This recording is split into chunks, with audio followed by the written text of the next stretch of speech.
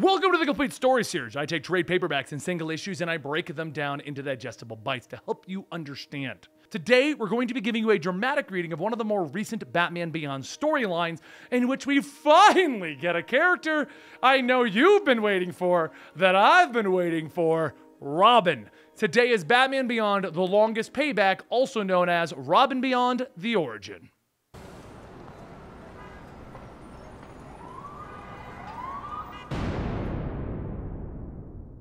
After the events of running into Bruce's son Damian, Bruce finally found time to perform surgery on his back, and he is not happy about it. As Terry and Matt bring Bruce into Wayne Manor, the first thing he asks is for his cane. Terry tells him that he really should be taking it easy so that he can heal up. That and the doctor said to stay in the wheelchair. But as Terry begins to move the cane away, Bruce snatches it from his hands, telling him that he's going to be fine. He just needs to. However, after taking a few short steps, Bruce stumbles back into his wheelchair, telling Terry that if he thinks he's going to let a horde of nurses and caretakers in, Terry tells him, yeah, about that. Matt and him knew that that wouldn't be an option, which is why both of them are moving in. Bruce stares at him for a moment and Terry goes on stating that it wasn't long ago that he told Damian that he felt that he had two sons. The fact is, he needs help around here.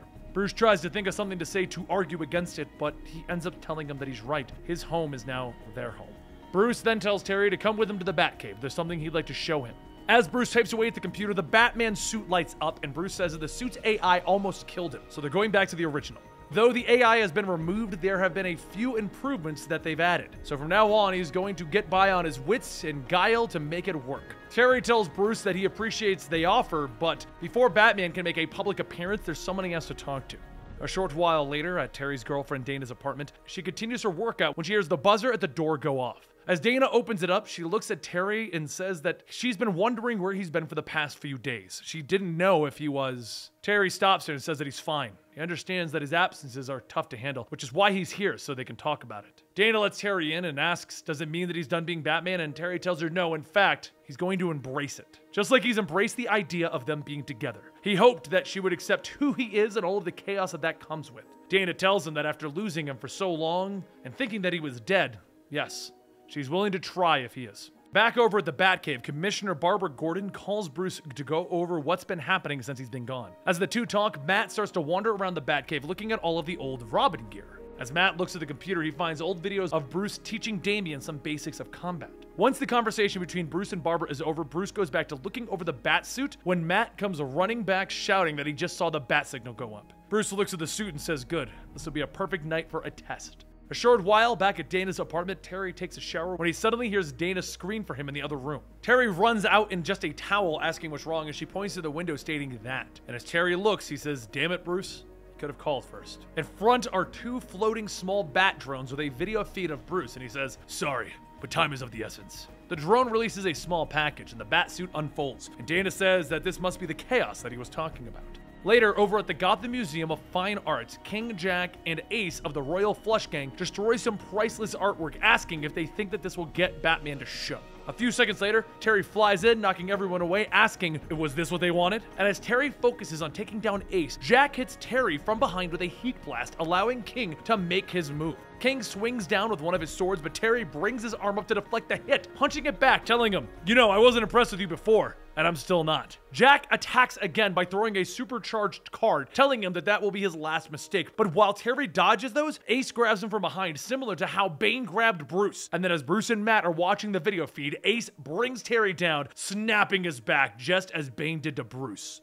Flashbacks begin to start playing in Bruce's mind, and Bruce says that if he was a praying man, he'd pray that history doesn't repeat itself, but he's not a praying man. As Ace lets go, Terry springs back up, throwing an explosive batarang through Ace's stomach, and then he tells him, come on! Did you really think that break the back over the knee routine would work against a suit that could withstand sunfire? King shouts that he just killed Ace, and Terry tells him, oh, relax, Ace was a machine. King yells as he lunges at Terry, and Terry catches him, and he throws him, telling him, maybe you could fix Ace back up and make him as good as new. As King's body is thrown through Ace, Terry tells him, oops, maybe not. Bruce then radios in telling Terry that he needs to be careful. Jack is still with them, and as Jack fires another heat blast, Terry blocks it, telling him, "Right, with my patented butt burner vision." Jack then flies down towards Terry, and Terry jumps up, telling him that he really needs to pay attention to these things, like making sure not to break his neck. As Terry comes back down, he lands on the back of Jack's flying card, flinging him upwards and into the air, and Jack yells that they still have him outnumbered, but as the two of them get back up, Terry throws 2 pairs of bolas, tying the two of them up. Terry then picks King back up, asking who's funding them. They couldn't be doing all of this on their own, not without some kind of backup, and King says, "Alas, even if I knew, I wouldn't tell you." Bruce then radios in that these guys are clueless, let Gordon and her people take it from here, and as Terry leaves, a man watches and says that he's rather insulted that they didn't come to him first. A hologram appears behind the man in the shadows, telling him that he knew that they wouldn't succeed, though he expected better, and the shadowy man asks, "What exactly is it that you want?" The hologram then says to engage Batman so that he can be analyzed to make his job a little easier. The shadowy man says that he needs no help. He'll carry out his wishes as long as he provides what he offered, and the hologram fades. The figure tells him 2 months' worth of food shall be delivered to his village as soon as he delivers Batman. Stalker. Meanwhile, over at the Batcave, Matt continues to watch over videos of Bruce and Damian, acting out Damian's moves the same way that Damian did. As he does, a woman sneaks into Matt's room looking for something. The alarm goes off and Matt runs in stating that he's on it, and he runs upstairs, and as he gets to the room, he sees the masked woman holding something, and he asks what she's doing in his room. The masked woman says that she was just leaving and runs past Matt and back out the window. Matt heads into his room to look at what she took and sees the only thing that is missing is a picture of Terry. A short while later, back at Dana's apartment, Dana gets ready for another workout when Terry climbs into the window. She shouts that she doesn't live on the 137th floor to have men climbing through her window, you know. And he tells her, "Fair point. How about I take you out for dinner then?" But before she can give him a real answer, the walls explode, and a blue cord reaches out, grabbing Dana. As she's pulled outside, Terry chases after her, and Stalker says that it's been a while, McGinnis. Give yourself up and the girl lives. As Terry gets ready to fight, Matt watches the feed, yelling out that it's Stalker. Bruce tells him that he remembers, and Matt asks how couldn't he? Stalker found out Terry was Batman and kidnapped him. Bruce says that it doesn't make any sense. Terry and Stalker have come to an understanding. Why attack now? His village was hit hard by the invasion, leaving his village with toxic chemicals making the water supply undrinkable. Does this have something to do with why he's doing this? Back out with Terry. Terry flies close, throwing a batarang to cut the cord and free Dana, with Stalker asking if he's trying to save her or kill her. Terry then asks if there's any doubt, and he swoops down to catch her. As he starts to fly away, Stalker aims his spear at Terry and fires a small arrowhead projectile. The projectile shoots through Terry's wings, causing him to fall, and Stalker tells him, "I expected more from Batman." As Terry and Dana begin to descend, Stalker takes aim with his spear again, firing an electrical blast, forcing Terry to let go of Dana. Dana begins to scream as she starts to fall faster, but Terry's wings regenerate fast enough for him to slow down, grabbing Dana by the hand, setting her on a nearby building. She asks what is he doing, leaving her here, and Terry flies back up, telling her that it's the safest option. Now run!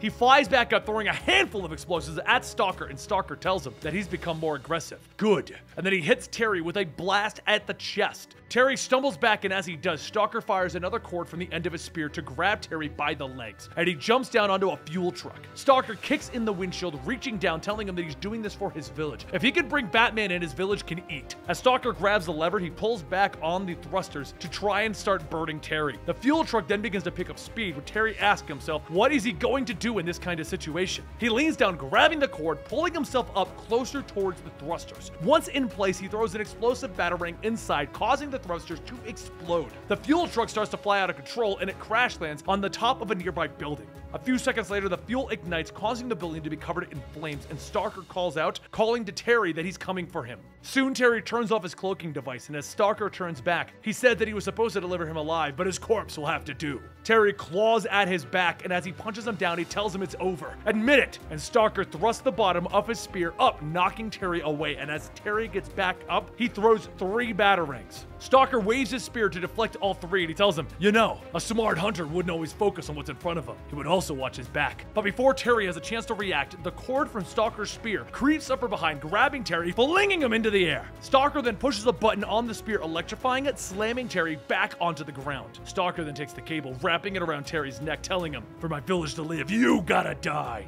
As Terry tries to break free, Stalker then pulls at his mask, almost exposing his face to all of the news bots that are flying around. Terry manages to push a button on his belt, releasing an electrical shock that pushes Stalker away, and then he asks, what happens when the prey bites back? While Terry and Stalker continue to fight, Dana is running towards Wayne Manor, calling out, shouting that he needs to do something to help Terry. But before Bruce can even have a chance to respond, Dana hangs up, and he starts to stand up, telling her, she's right, I have to do something.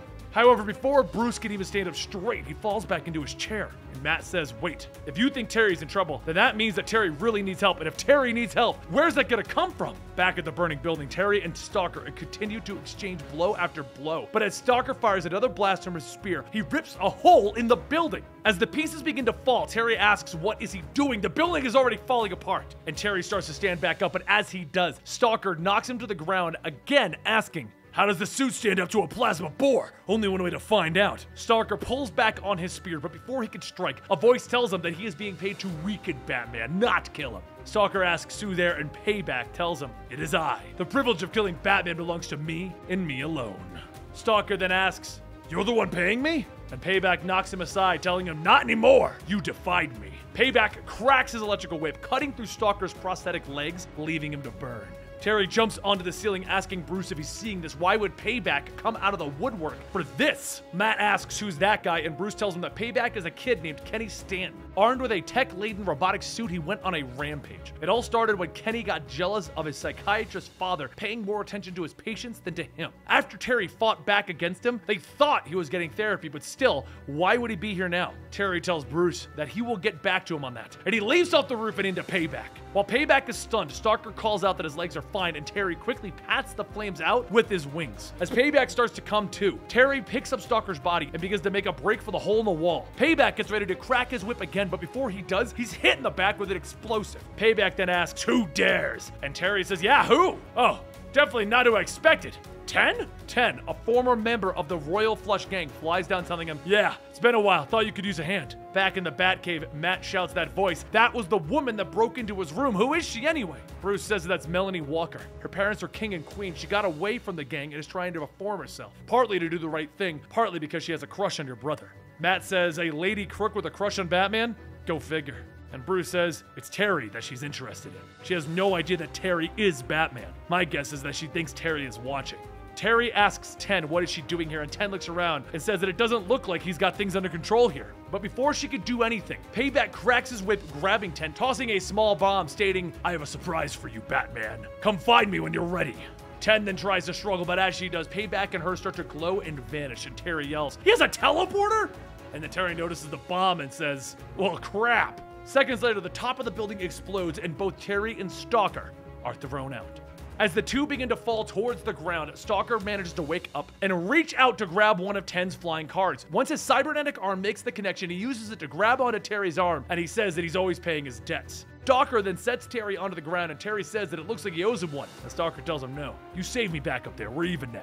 But while Gotham is burning, over at Payback's hideout, he watches the news feeds and says, yes, these people are finally getting what they deserve. 10 asks him how could he think that people are dying, and Payback tells her, good. Them and their absurd hero are responsible for making me after all. 10 lunges at Payback and he swings his arm back, throwing her down, and then teleports in a news bot stating that Batman is about to witness what's about to happen to her. Back at the burning building, Terry helps those that he can get out of the fire, but as he goes to check on Barbara, she asks why is he glowing? Terry asks what does she mean, and as Terry goes to respond, he's teleported away into a sealed tank filled with water. Terry quickly seals the suit, turning on the oxygen flow, but before he can even try to escape, he's hit with sonic emitters. His ears begin to ring, and Payback asks if he's even still alive in there. Good, wouldn't want you to miss your friend's last breath. As Payback starts to choke 10, Terry calls out to Melina, and Payback asks, first name basis? This is gonna be more fun than I expected. Terry begins to beat on the glass, and as he does, small cracks begin to form. With one final punch, he breaks through, causing the water and himself to flow out in front of Payback. Before he can get back up though, Payback whips the water, electrifying and shocking Terry. Once the electricity fades, Terry begins to get back up, stating that he doesn't have to do this, and Payback throws 10 to the side, stating, yes, I do. Terry swipes at Payback, asking why, and Payback punches him, shouting, Payback! Payback then begins to beat on Terry, yelling, this is all your fault, and young innocent boy ended up in a place with other boys who were older than him and picked on him. His therapy was torture. Terry yells back what happened to Kenny is the result of his old man. The kid became payback because his father ignored him. Back in the Batcave, Bruce continues looking through the records of Kenny and learns the truth about what happened. Kenny's father was so ashamed of him after what happened that he completely turned his back on Kenny, leaving him all alone, and he never visited. Nothing, he left him to rot. So Kenny ended up doing the one thing that he thought he could as his only way out. Back in Payback's hideout, he grabs his mask, shouting, "That's right! As far as I'm concerned, Batman is the one who killed my son!" As Payback pulls back his mask, he reveals that he is in fact Kenny's father. Terry then says, "Wait, Kenny is..." But before he could process the information, two mechanical arms reach out from the ground, latching onto his arms. Payback turns on a cannon, pointed right at Terry, telling him, "For what you did, you will pay." The cannon releases a constant blast of energy into Terry's chest and begins to tear away at the suit's defenses. Batman gets up from his chair, shouting that the blast is more than Terry could take, but as he runs, he trips and falls. Matt helps him back up into his chair, telling him that if anyone's going to do anything, it's going to be him. He's watched all the old videos of him training Damian, performed all the same drills over and over again. Bruce says that he can't go out just like that. Someone will recognize him, so Matt grabs a hammer, telling him it won't be a problem. He takes the hammer, smashing one of the costume cases containing a Robin costume. And he asks, are you okay with this? Bruce doesn't hesitate, telling him to go, and Matt picks up everything, stating that there's one more thing to get. Once he heads into the next room, Bruce contacts him, telling him that he needs to be careful. No matter what, he will listen to every direction that he is given. Matt puts on the utility belt and the mask, telling him, "Don't worry, I'm ready for this," and he rockets off on the Robin hoverbike. Matt soon makes his way over to the location where Terry's signal is pinging, and Bruce tells him to fire the rockets at the power cables going into Payback's lab. A screen pops up on Matt's windshield that he says he's got it, and he fires. Two rockets shoot out, hitting the building, and inside the power does go out, with Bruce then telling Matt that there's a generator in the back. Take that one out too, same tactic. Matt fires a second set of rockets, wishing that he had started this a long time ago, and Bruce yells, "You're not there to have fun. You have to save your brother's life." Back inside of the lab, 10 uses her powers to free Terry from the mechanical arms holding him in place, and just as she does, Payback cracks his whip, destroying the device. Payback then shouts, "No! You don't get to leave! Not when you're here to die!" Terry then throws a battering, cutting Payback's whip, telling him, "If I'd known that, I would have worn my burial attire. And since I didn't..." Payback yells, "This can't be!" And Terry walks towards him, telling him, "Oh yes, it's over, Stanton." Terry punches Payback away, and as he falls, Payback tells him that he's won because he severed his lash. "Fool, all you've done is ensure your fate." He takes the electrical end of the whip, connecting it to the opening in the front of his chest, and he begins to supercharge himself. Terry tries to throw a set of explosives, but Payback knocks them away, telling him, "If it wasn't for you, Kenny would still be alive. I can survive what's about to come. Can Batman?" A few seconds later, the entire lab explodes, and through the fire, Terry jumps at Payback, asking, "You want to die?" Payback punches Terry to the ground, and as he does, 10 calls out for help. But as Payback looks back, he asks, "What was that supposed to do?" And he grabs her by the throat. He starts to squeeze down when he hears something off in the distance getting louder, and a few moments later, Matt flies the hoverbike into the building, landing right on top of Payback. Terry takes a moment to look at Matt and then shouts, "How could you let him do this?" Payback pushes the bike off, stating, "Is that a Robin? He's no older than Kenny. This'll be perfect." Payback picks Matt up by the shirt, but as Matt reaches for a battering, Payback knocks it out of his hand, telling him, "You will do nothing." But while Payback stands in place, Terry pulls out another battering, slashing into Payback's back, cutting the power supply to his suit. As Terry gets Matt away to a safe spot, Payback shouts, "Not like this! It can't end until I've paid back!" Terry turns back, ripping off his mask, telling him, "No, you're the one that is paying. You're paying for all the times that your son was begging for attention and you ignored him. You're the one who drove him into hopelessness, forced him into a pit of despair that was so deep that he took his own life. Now you get to live with that for the rest of your life." As Terry punches Payback, Matt motions with him, shouting, "Shaway!" But then Terry turns back, grabbing him by the hood, telling him, "We're leaving." Later, once Terry and Matt return to the Batcave, Terry shouts, "We should have talked about this first." And Bruce says that he would have said no, and Terry yells, "Yeah, it's my decision to make anyway." Bruce then tells them they can't change what happened. All that's important is what we get from this. Matt tells him, "Well, that was easy. The answer's right in front of you." And they all turn to see him in the new Robin costume. Terry tells him, "No way. Besides, there's something else that I have to do, a debt that I want to pay." Later in Stalker's village, the doctors set him up with a pair of makeshift legs, and they say that once he's found a competent surgeon, he'll be able to walk again. Stalker tells him that not until his people find a way to eat. It's his eternal shame that he has failed them. But before long, a woman runs into the tent shouting that they have visitors. Stalker makes his way out asking who could it be, and a voice tells him that he's here to return the favor. Terry walks up with several aircrafts landing, stating that the people are starving and there's enough food here for months until they find a way to make it last longer.